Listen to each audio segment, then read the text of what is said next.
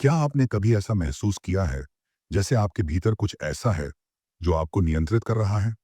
जैसे कोई अदृश्य शक्ति है जो आपको गुस्से में भड़काती है या आपको ऐसे विचारों की ओर खींचती है जिन्हें आप खुद भी पसंद नहीं करते?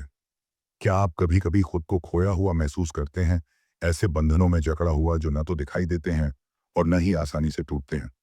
तो रुकिए, क्योंकि आज की कहानी सिर्फ किसी और की नहीं है। यह आपकी कहानी भी हो सकती है। यह कहानी है एक ऐसे व्यक्ति की जो समाज से दूर था, कब्रों में रहता था, जिसे कोई भी बांध नहीं सकता था। और फिर वह एक क्षण में बदल गया। परमेश्वर का पुत्र आया। उसने उस व्यक्ति की ओर देखा और कुछ ऐसा किया जो हर किसी को हैरान कर गया।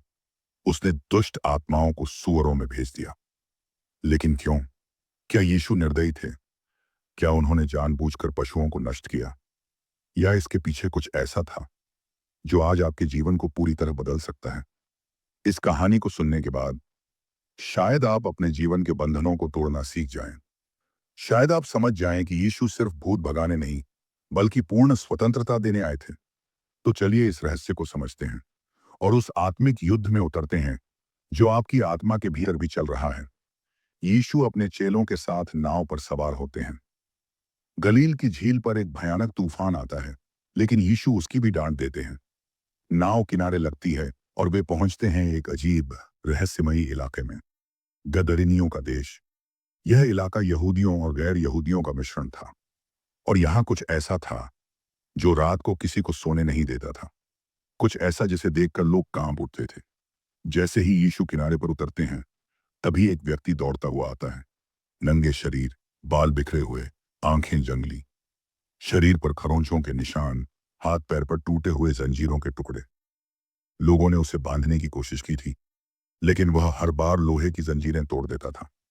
और वह कहाँ रहता था? कब्रों में। सोचिए, एक इंसान जो मृतकों के बीच अपना घर बना चुका था, जो रात भर चिल्लाता था और खुद को पत्थरों से घायल करता था। क्या आपने कभी खुद को ऐसा महसूस किया है? जब लोग आपको समझ नहीं पाते, आपसे डरते हैं, आपको छोड़ देते हैं, या आप खुद अपने विचारों, आदतों और कमजोरी से थक चुके हैं। यह कहानी सिर्फ उस व्यक्ति की नहीं, आपकी और मेरी भी है। वह व्यक्ति कभी सामान्य रहा होगा, उसका परिवार रहा होगा, बचपन की यादें रही होंगी, लेकिन अब वह पूरी तरह बिखर चुका था। समाज के लिए वह एक खतरा था, परमेश्वर के लिए वह एक आत्मा था जिसे बचाया जाना था। और यही फर्क है यीशु और संसार के नजरिए में। संसार कहता है इससे दूर रहो, यीशु कहते हैं इसे मेरे पास लाओ। और जैसे ही वह व्यक्ति यीशु के सामने आता है, एक भयानक चिल्लाहट होती है। हे यीशु, परम प्रधान परमेश्वर के पुत्र, मुझसे तू क्या चाहता है? इस आवाज में डर था। चिंता नहीं, प्रेम नहीं, बस डर। क्यों? क्योंकि यह आवाज उस व्यक्ति की नहीं थी, यह किसी और की थी। यह आवाज थी उसके भीतर छिपी दुष्ट आत्माओं की। यहां कहानी में नया मोड़ आता है। अब यह इंसान और यीशु के बीच नहीं, अदृश्य आत्माओं और यीशु मसीह के बीच युद्ध है। पर सबसे सुंदर बात यह है, यीशु डरे नहीं, उन्होंने दूर नहीं भागे। उन्होंने उस आत्मा से पूछा, तेरा नाम क्या है? और उत्तर आया, मेरा नाम लीजन है, क्योंकि हम बहुत हैं। यह सिर्फ एक दुष्ट आत्मा नहीं थी, यह पूरी की पूरी फौज थी। रोमी सैनिकों की एक लीजन में लगभग 6,000 सैनिक होते थे। यानी यह आदमी हजारों आत्माओं का बंदी था। क्या आप सोच सकते हैं कोई व्यक्ति कैसा जीवन जी रहा होगा जब उसके अंदर हजारों आत्माएं उसे नियंत्रित कर रही हों? और फिर भी यीशु उसे उसी क्षण मुक्ति देने आए। क्यों? क्योंकि यीशु कभी देर नहीं करते। वे समय पर आते हैं और जिस आत्मा को कोई नहीं छुड़ा सकता, उसे वे एक वचन से स्वतंत्र कर सकते हैं। जैसे ही वह जंगली, खौफनाक और आत्मा से ग्रस्त व्यक्ति यीशु के पास आता है, एक अजीब घटना घटती है। उसके मुख से ऐसी आवाज निकलती है जो इंसानी नहीं लगती। यह कोई प्रार्थना नहीं थी, यह कोई मदद की पुकार नहीं थी, बल्कि यह थी चीख। हे यीशु, परम प्रधान परमेश्वर के पुत्र, मुझे मत सताओ, क्योंकि तूने मुझसे कहा है कि इस मनुष्य में से बाहर निकल जा। शब्द सुनने में डरावने हैं, लेकिन जो बात सबसे गहरी है, ये इन्हें गहरी है, वो यह है, यीशु ने अभी तक उसका नाम नहीं पूछा था, पर आत्माएं पहले ही पहचान चुकी थीं कि वह कौन है। आत्मिक संसार की वास्तविकता। इन आत्माओं ने यीशु को देखा और तुरंत जान लिया, यह कोई साधारण मनुष्य नहीं है। यह कोई उपदेशक, गुरु या धर्म गुरु नहीं है। यह है परम प्रधान परमेश्वर का पुत्र। एक तरफ वह व्यक्ति कब्रों में रहता था। उसकी सोच टूटी हुई थी, उसका शरीर घायल था, उसकी आत्मा कैद में थी। लेकिन दूसरी ओर उसके भीतर ऐसी शक्तियां थीं जो यीशु को पहचानती थीं और उनसे डरती थीं। क्यों? क्योंकि जब तक यीशु दूर थे, वे शक्तियां उस आदमी को जैसे चाहें वैसे चला सकती थीं। लेकिन जब परमेश्वर का पुत्र उसके पास आया, तो अब वे जान गईं कि उनका समय पूरा हो चुका है। क्या आप समझते हैं? आज बहुत से लोग आत्मिक संसार को मजाक समझते हैं। कई कहते हैं, ये सब मानसिक बीमारी है या ऐसा कुछ नहीं होता। पर बाइबल कहती है, हमारा संघर्ष मनुष्यों से नहीं, बल्कि अधिपतियों, अधिकार वालों, इस अंधकार की दुनिया के शासकों और स्वर्गीय स्थानों में दुष्ट आत्मिक शक्तियों से है। इफिसियों 6:12। इसका मतलब यह है कि बहुत बार जो युद्ध हम बाहर लड़ते हैं, वह वास्तव में अंदर शुरू होता है। मेरा नाम लीजन है। यीशु ने उस आत्मा से पूछा, तेरा नाम क्या है? और उसने उत्तर दिया, मेरा नाम लीजन है, क्योंकि हम बहुत हैं। यह उत्तर सुनते ही जो लोग आसपास थे, वे और भी डर गए होंगे। लीजन शब्द रोमियों के सैन्य ढांचे से लिया गया है। एक रोमी लीजन में लगभग 6,000 सैनिक होते थे। कल्पना कीजिए, एक ही व्यक्ति में 6,000 दुष्ट आत्माएं। कैसे संभव है? लेकिन बाइबल यह बताती है कि जब मनुष्य परमेश्वर से दूर चला जाता है और पापों में जीवन बिताने लगता है, तो उसका जीवन एक ऐसा खुला दरवाजा बन जाता है जहां शैतान और उसकी आत्माएं आराम से प्रवेश कर सकती हैं। आत्मिक दरवाजे। जब हम अनजाने में बुलावा देते हैं, आज हम सोचते हैं कि थोड़ी सी गलत आदत क्या कर लेगी, या थोड़ा सा मनोरंजन, थोड़ा सा झूठ, थोड़ा सा गुस्सा। पर बाइबल कहती है, जो पाप करता है वह शैतान का है। एक यूहन्ना 3:8। जब कोई मनुष्य निरंतर पाप में जीता है, अवज्ञा, वासना, द्वेष, नशा, तंत्र मंत्र या फिर कटुता और अनफॉरगिवनेस के साथ, तो वह आत्मिक रूप से एक खुला द्वार बन जाता है। यह लीजन उसी प्रकार का परिणाम था। शायद वह व्यक्ति किसी एक पाप में फंसा होगा, पर फिर दूसरा पाप, फिर तीसरा, और अंततः 6,000 आत्माएं उसमें घर कर गईं। क्या आपके जीवन में कोई ऐसा पाप है जो दरवाजा बन गया है आत्मिक बंधनों के लिए? आत्माएं क्यों डरती हैं यीशु से? क्योंकि वे जानती हैं कि यीशु का नाम, यीशु की उपस्थिति और यीशु का वचन उन्हें नष्ट कर सकता है। याकूब 2:19 में लिखा है, तू एक ही परमेश्वर पर विश्वास करता है, अच्छा करता है। दुष्ट आत्माएं भी विश्वास करती हैं और कांपती हैं। वे यीशु को एक खतरे के रूप में नहीं, बल्कि अधिकार के राजा के रूप में देखती हैं। यही कारण था कि लीजन ने कहा, कृपया हमें उस जगह न भेज जहां हमें अभी दंड मिलेगा। हमें सुअरों में भेज दो।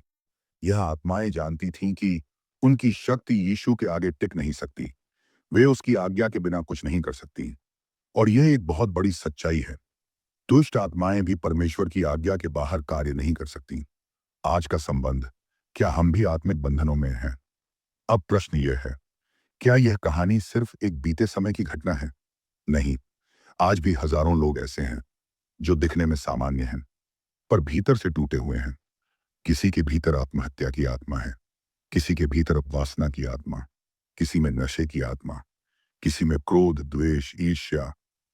हो सकता है आपने खुद कहा हो, मैं बदलना चाहता हूं, लेकिन मुझसे नहीं होता। यही लीजन करता है। वह व्यक्ति भी शायद पहले बदलना चाहता था, पर हर बार कब्रों की ओर खिंच जाता था। हर बार जंजीरें तोड़कर फिर उसी अधिकार में चला जाता था। क्यों? क्योंकि कोई ऐसा नहीं था जिसमें यीशु का अधिकार हो। यीशु का आगमन और आत्माएं कांप उठी। जैसे ही यीशु वहां पहुंचे, आत्माएं कांप उठी, क्योंकि अब उन्हें निकलना था। आज भी जब यीशु आपके जीवन में प्रवेश करते हैं, तो वो आत्माएं जो सालों से आपको बांध कर रखे थीं, वो डर जाती हैं और वे कहती हैं, मुझे मत निकाल, मुझे यहीं रहने दे, थोड़ी और जगह दे। पर यीशु ऐसा नहीं करते। वे आपको पूरी तरह मुक्त करना चाहते हैं। दुष्ट आत्माएं सत्य जानती हैं कि यीशु ही परमेश्वर का पुत्र हैं। वे जानती हैं कि उनके दिन गिने जा चुके हैं। पर आप क्या जानते हैं? क्या आप अपने जीवन में मौजूद उन अदृश्य बंधनों को पहचानते हैं? क्या आप अपने गुस्से, इच्छाओं, आदतों के पीछे छिपे आत्मिक बंधनों को समझते हैं? यदि हाँ, तो आज यीशु आपको उसी तरह लीजन से मुक्ति देना चाहते हैं, जैसे उन्होंने उस कब्रों में रहने वाले व्यक्ति को दी थी। जब यीशु ने दुष्ट आत्माओं को बाहर निकाला, तो उन्होंने उन्हें आकाश में नहीं भेजा, ना ही उन्हें सीधा नरक में धकेला, बल्कि उन्होंने सुअरों में भेज दिया। और फिर क्या हुआ? वे सुअर लगभग 2000 की संख्या में दौड़ते हुए खड़ी ढलान से नीचे झील में जा गिरे और डूबकर मर गए। मरकुस अध्याय 5 वचन 13। यह दृश्य भयावह था। जिन आत्माओं ने इंसान को वर्षों से कैद में रखा था, अब वे पशुओं को पागल कर रही थी। लेकिन सवाल यह उठता है, यीशु ने आत्माओं को सुअरों में जाने क्यों दिया? क्या यह निर्दयता थी? क्या यह संपत्ति की हानि थी? क्या यीशु को पशुओं की जान की परवाह नहीं थी? इन सभी सवालों का जवाब हमें तब मिलेगा जब हम इस घटना को आत्मिक, सांस्कृतिक और व्यक्तिगत दृष्टि से देखें। एक, यहूदी संस्कृति में सुअर अशुद्ध माने जाते थे। सबसे पहले यह समझना जरूरी है कि यहूदियों के लिए सुअर एक पवित्र जानवर था। बाइबल में लिखा है, सुअर खुर फाड़ता है फिर भी जुगाली नहीं करता, इसलिए वह तुम्हारे लिए अशुद्ध है। लय व्यवस्था अध्याय 11 वचन 7। इसका मतलब यह था कि एक धार्मिक यहूदी ना सुअर को छूता था, ना पालता था, ना खाता था। लेकिन जहां यीशु गए थे, गदरिनियों का देश, वहां यहूदियों और गैर यहूदियों का मिश्रण था, और वहां सुअर पालना एक व्यापार था। इसलिए वहां के लोग सुअरों की संख्या बढ़ाकर उन्हें बेचते थे, और यह दिखाता है कि वे धन को आत्मिक शुद्धता से ऊपर रखते थे। पहला संदेश, यीशु ने यह दिखाया कि किसी भी इंसान की आत्मा का मूल्य हजारों सुअरों से अधिक है। उस समय के लोग शायद सोच रहे होंगे, अरे इतना नुकसान हो गया। लेकिन यीशु का उत्तर होता, नुकसान क्या हुआ? आज एक आत्मा को छुटकारा मिला है। दो, आत्माओं की विनाशकारी प्रकृति प्रकट हुई। आपने ध्यान दिया होगा, जैसे ही आत्माएं सुअरों में गईं, वे तुरंत उन्हें नष्ट करने के लिए दौड़ पड़ी। वे जानवर किसी से भिड़े नहीं, वे झील की ओर भागे और डूबकर मर गए। इसका क्या अर्थ है? ये आत्माएं केवल बंधन डालने या नियंत्रण करने के लिए नहीं आती, वे नाश करने के लिए आती हैं। यूहन्ना अध्याय 10 वचन 10 में यीशु ने कहा, चोर केवल चोरी करने, मारने और नाश करने आता है, परंतु मैं आया हूं ताकि उन्हें जीवन मिले और भरपूर जीवन मिले। यहां यीशु ने जो किया, वह दुष्ट आत्माओं की असली पहचान को सारे समाज के सामने उजागर कर दिया। जिन्होंने सोचा था कि वह आदमी बस पागल था, अब वे देख सकते थे कि वास्तविक बंधन कितना विनाशकारी था। तीन, एक आत्मा 2000 सुअर। अब सोचिए, दुनिया की दृष्टि से यह व्यवसायिक नुकसान था। सुअर पालने वालों ने 2000 पशु खो दिए, शायद हजारों दीनार का घाटा हुआ। पर यीशु ने एक सच्चाई पर जोर दिया, एक आत्मा, चाहे वह सबसे टूटी हुई हो, सबसे गिरी हुई हो, फिर भी वह परमेश्वर की दृष्टि में अनमोल है। वह व्यक्ति जो नंगा घूमता था, लोगों को डराता था, पाषाणों से खुद को घायल करता था, वह भी परमेश्वर की दृष्टि में इतना अनमोल था कि उसके लिए 2000 सुअरों की बलि दी जा सकती थी। क्या आप खुद को इतना अनमोल मानते हैं? 4 सुअर खुदकुशी नहीं कर सकते जब तक आत्मा उन्हें न चलाए। यहां एक गहरी आत्मिक सच्चाई है। जानवर कभी भी समूह में जानबूझकर अपने प्राण नहीं देते, वे खतरे से भागते हैं। पर यहां जब आत्माएं उनमें गईं, वे झील की ओर भागीं और डूब गईं। संदेश, जब दुष्ट आत्माएं किसी जीवन पर अधिकार पा लेती हैं, तो वे केवल उसका शरीर नहीं, उसकी सोच, निर्णय और आत्मा पर भी नियंत्रण कर लेती हैं। इसीलिए आज लोग आत्महत्या करते हैं। इसीलिए लोग कहते हैं, अब जीने का मन नहीं है, मैं थक गया हूं, सब खत्म कर देना चाहता हूं। यह केवल मन की बात नहीं, यह आत्मिक हमला भी हो सकता है। यीशु ने उन आत्माओं को सूअरों में पर भेजा ताकि लोगों को साक्षात दिख सके कि इनका अंतिम लक्ष्य क्या है, विनाश। पांचवें, सुअरों का झील में गिरना परमेश्वर की न्यायिक शिक्षा। परमेश्वर कभी भी कोई कार्य के चमत्कार दिखाने के लिए नहीं करते। हर कार्य के पीछे एक उद्देश्य होता है। यीशु ने आत्माओं को मनुष्यों में वापस जाने नहीं दिया, उन्होंने उन्हें पशुओं में भेजा, और फिर पशु मारे गए। यह क्या दिखाता है? कि जब परमेश्वर किसी आत्मा को आजाद करते हैं, तो वह बंधन हमेशा के लिए नष्ट किया जाता है। वो आत्माएं दोबारा उस व्यक्ति में नहीं आई, वह पूरी तरह स्वतंत्र हो गया। इसका मतलब है, छुटकारा अधूरा नहीं होता। जब यीशु छुटकारा देते हैं, तो वह संपूर्ण होता है। 6, यीशु ने क्यों अनुमति दी? Theological depth. अब सवाल यह भी है कि यीशु आत्माओं को कह सकते थे, सीधे अधोलोक में चले जाओ, तो फिर उन्होंने उन्हें अनुमति क्यों दी कि वे सुअरों में जाएं? उत्तर प्रकटीकरण रेवलेशन। यीशु ने वहां अनुमति दी ताकि वहां के लोग सिर्फ सुने नहीं, देख भी सकें कि क्या कुछ उस व्यक्ति के भीतर था। यदि आत्माएं निकलकर अदृश्य चली जाती तो लोग सोचते, जी, ये तो दिखावा था, ड्रामा था। लेकिन जब आत्माएं सुअरों में गईं और वे 2000 सुअर पागल होकर मर गए, तो लोगों को साक्ष्य मिल गया, यह कोई मानसिक रोग नहीं था, यह आत्मिक युद्ध था। वह सुअरों के मरने पर लोगों की प्रतिक्रिया। आप सोचते होंगे, इतना बड़ा चमत्कार हुआ, लोग खुशी से झूम उठे होंगे, है ना? नहीं, बाइबल कहती है, जब लोगों ने देखा कि वह व्यक्ति जो पहले आत्माओं से ग्रस्त था अब कपड़े पहने होश में और शांत बैठा है, तो वे डर गए और उन्होंने यीशु से आग्रह किया कि वह वहां से चला जाए। मरकुस अध्याय 5 वचन 15 से 17। आश्चर्य की बात, लोग चमत्कार से नहीं डरे, वे बदलाव से डर गए। उन्हें सुअरों की चिंता थी। वह मनुष्य जो अब स्वतंत्र था, उनके लिए कोई महत्व नहीं रखता था। क्या आज भी ऐसा होता है? हाँ, जब कोई व्यक्ति नशा छोड़ता है या चोरी छोड़ देता है या यौन पापों से बाहर आता है, तो समाज उसे सम्मान देने की बजाय उसके बदलाव पर शक करता है। जब कोई व्यक्ति मसीह को पाकर बदलता है, तो दुनिया कहती है, तू भी अब पवित्र बन गया है क्या? वे सुअर चाहते हैं, पर आत्मा की स्वतंत्रता नहीं। आप क्या सीख सकते हैं? एक, आपके जीवन की स्वतंत्रता, आपकी आत्मा की सुरक्षा, वह किसी भी संपत्ति, धन या व्यवसाय से अधिक मूल्यवान है। दो, दुष्ट आत्माएं विनाश करती हैं, चाहे वह रिश्ता हो, स्वास्थ्य हो या भविष्य। तीन, यीशु की उपस्थिति उन्हें दूर करती है और उनका अंत करती है। चार, छुटकारा सिर्फ बाहरी परिवर्तन नहीं, यह आत्मा मन और जीवन का पूर्ण नवीनीकरण है। पांच, जब यीशु कार्य करते हैं तो वह इतना स्पष्ट होता है कि दुनिया उसे नकार नहीं सकती, चाहे वह स्वीकारे या इनकार करे। बाइबल के वचन जो इस भाग से संबंधित हैं, मरकुस अध्याय 5 वचन 13। तब यीशु ने उन्हें अनुमति दी। यूहन्ना अध्याय 10 वचन 10, चोर आता है नाश करने के लिए। एक यूहन्ना अध्याय 3 वचन 8, जो पाप करता है वह शैतान का है। याकूब अध्याय 2 वचन 19, दुष्ट आत्माएं भी विश्वास करती हैं और कांपती हैं। इस घटना में जो सबसे बड़ा रहस्य है वह यह नहीं कि यीशु ने आत्माओं को कहां भेजा, बल्कि यह कि उन्होंने एक आत्मा को बचाने के लिए सब कुछ जोखिम में डाला। अगर आज आप भी पाप, डर, कमजोरी या आत्मिक बंधनों से पीड़ित हैं, तो जान लें, यीशु आज भी तैयार हैं आपके लीजन को हटाने के लिए, उन्हें आपके जीवन से पूरी तरह बाहर भेजने के लिए, चाहे वे कितने भी शक्तिशाली क्यों न हों।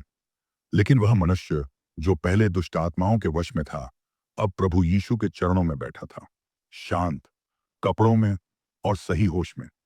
क्या यही नहीं है उद्धार की असली तस्वीर? मरकुस अध्याय 5 वचन 15। और वे यीशु के पास आकर उसे देखे कि जिसमें दुष्टात्माएं थीं, वह वस्त्र पहने और ठीक ठीक चित्त में बैठा है, और डर गए। आत्मा का तूफान शांत हुआ। जिस भूमि पर एक समय अंधकार का राज्य था, वही भूमि अब ज्योति से भर गई थी। वह मनुष्य जो कब्रों में रहता था, जो जंजीरों से भी न बंधता था, जो रात दिन चिल्लाता और पत्थरों से स्वयं को घायल करता था, वही अब शांत, समझदार और पवित्र दिखाई दे रहा था। लोग दंग रह गए, यह कैसे हो गया? क्या यह वही मनुष्य है जिसे हम शैतानी मानते थे? क्या यह वही था जो खुद को मारता था, जिसे किसी ने अपनाया नहीं था? हाँ, वही था। पर अब वह एक नया मनुष्य बन चुका था। एक व्यक्ति की मुक्ति, हजारों की गवाही। जब वह व्यक्ति यीशु के पैरों में गिरा, उसने रोते हुए कहा, प्रभु, तूने मुझे बचा लिया, तूने मुझे छुआ, तूने मेरी आत्मा को वह शांति दी जिसे मैंने जीवन भर तरस कर खोजा था। यीशु ने उसे प्रेम से देखा और कहा, जाओ, अपने लोगों के पास लौटो और उन्हें बताओ कि प्रभु ने तेरे लिए कैसे कैसे बड़े काम किए हैं और तुझ पर दया की है। मरकुस अध्याय 5 वचन 19। अब ध्यान दीजिए, यीशु ने उसे अपने पीछे आने से रोका नहीं क्योंकि वह अनुग्रह का अयोग्य था, बल्कि इसलिए क्योंकि वह अब एक साक्षी बन चुका था। तुम्हारी आत्मा भी बंधनों में है क्या? आज भी बहुत से लोग उस व्यक्ति की तरह हैं जो अपने अतीत के बंधनों में बंधे हुए हैं, जो आत्महत्या की सोच से घिरे हैं, जो गिल्ट, डर, शर्म और अस्वीकृति में जी रहे हैं, जो सोचते हैं कि उनके लिए अब कोई आशा नहीं बची। लेकिन आज प्रभु यीशु वही है जो तब था। इब्रानियों अध्याय 13 वचन 8। यीशु मसीह कल और आज और सदा तक एक सा है। तो हमें क्या करना चाहिए? जब हम यह कहानी सुनते हैं, में तो एक सवाल हमारे दिल में उठना चाहिए।